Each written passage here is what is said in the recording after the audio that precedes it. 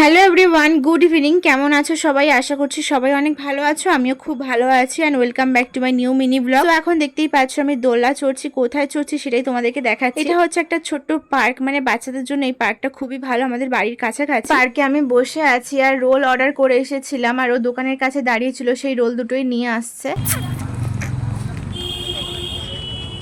তুমি একটু মোটা, তুমি একটু গোল। হ্যাঁ, তাই জন্য বড়। ভালোবেসে তোমার জন্য এনেছি আমি রোল। বাহ বাহ বাহ। আর তোমারটা তো সরু, তুমি আমার থেকে রোগা বলে?